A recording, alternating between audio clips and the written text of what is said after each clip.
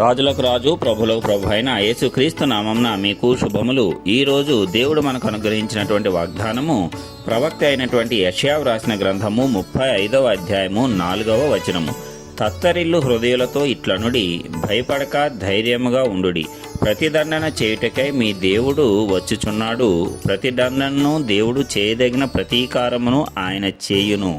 ఆయన వచ్చి తానే మిమ్మును రక్షించును. ప్రియులారా, ఈ వాక్య ధ్యానాన్ని గనక మనం పరిశీలించినట్లయితే దేవుడు మనకు వాగ్దానం చేస్తున్నాడు. ఏంటంటే, మన హృదయాలు తత్తరిల్లి భయపడి భీతి నొందినట్లయితే ధైర్యంగా ఉండండి, భయపడకండి అని దేవుడు ఎల్లప్పుడూ మనకు వాగ్దానం చేస్తున్నాడు. ఎందుకు ఆ రీతిగా ఆయన చెప్తున్నాడు అంటే, మనము అనేక రకాలుగా ఈ లోకంలో పరిస్థితుల ప్రభావమో మనుషుల వలనో కృంగిపోతూ ఉంటాము, భయపడుతూ ఉంటాము. ఈ పరిస్థితిని నేను దాటగలనా, ఈ సమయాన్ని నేను అధిగమించగలనా, ఎలాంటి లోతైనటువంటి అనుభవంలోంచి బయటకు రాగలనా అనేటువంటి స్థితిలో మనము భయపడటం అనేది సర్వసాధారణము. అనుకోని ప్రమాదములు ఎదురైనప్పుడు మనము తీవ్రంగా భయపడుతూ ఉంటాము. అయితే దేవుడు మనకు అభయమిస్తున్నాడు కదా, భయపడక ధైర్యముగా ఉండండి. మీ హృదయము తత్తరిల్లిపోయినా, అంటే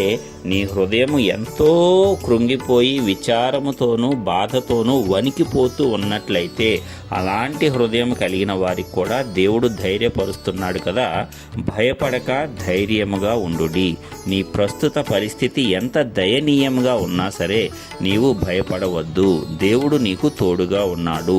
నీకు వ్యతిరేకంగా పనిచేసినటువంటి పరిస్థితులు, శత్రువులు, అపవాది అనేటువంటి ఎలాంటి శత్రువులనైనా సరే దేవుడే తగినటువంటి ప్రతీకారము వారికి చేయటానికి వస్తున్నాడంట.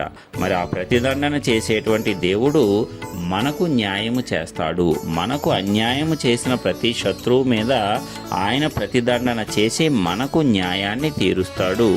ఎప్పుడైతే ఆయనే ఆ న్యాయమును తీరుస్తాడో మనకు రక్షణ అనేది వస్తుంది. అందువల్లే ఆయనే వచ్చి మనలను రక్షిస్తాడంట. ఇది ఎంత గొప్ప ధన్యత!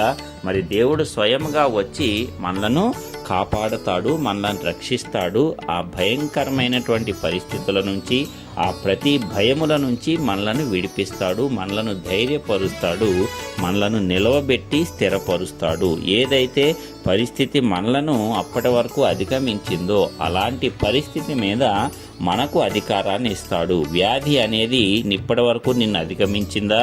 నీవు భయపడుతున్నావా? ప్రతిరోజు కూడా మరణ భయంతో నీవు జీవిస్తున్నావా?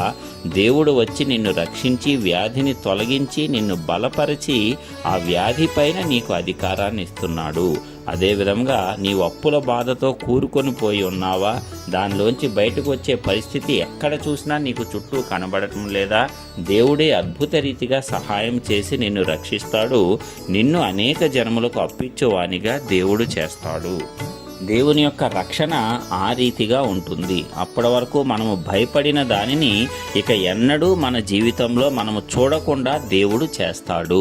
మరి ఐగుప్తీయులు ఇశ్రాయేలీయులను ఎర్ర సముద్రం వద్ద తరిమినప్పుడు దేవుడు తన ప్రజలైన ఇశ్రాయేలీయులను సముద్రాన్ని చీల్చి సురక్షితంగా నడిపించడము, అదే సముద్రంలో నడవాలి అనుకున్నటువంటి ఐగుప్తీయులందరినీ కూడా అదే నీటితో ముంచివేయటము మనము చూసాము. అంటే ఆ రీతిగా అప్పటి వరకు వారిని భయపెట్టినటువంటి ఆ శత్రువులు, అప్పటి వరకు వారు కన్నులారా చూసిన ఆ శత్రువులు ఇక ఎన్నడూ కనబడకుండా వారి కళ్ళ ముందే దేవుడు వారిని నాశనం చేసి వీరికి విడుదల అనుగ్రహించాడు, వీరిని రక్షించాడు. మనలను కూడా ఇదే రీతిగా దేవుడు రక్షించటానికి సమర్థుడు.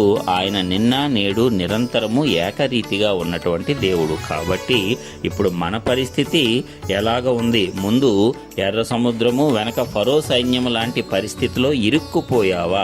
అయినా సరే దేవుడు నీకు మార్గము లేని చోట అద్భుతమైనటువంటి మార్గాన్ని ఏర్పాటు చేసి నిన్ను నన్ను రక్షిస్తాడు. కాబట్టి ప్రియులారా, ఈ వాగ్దానం ద్వారా ధైర్యం తెచ్చుకొని మన హృదయాలు తత్తరపడకుండా, భయపడకుండా ధైర్యంగా ఉందాము.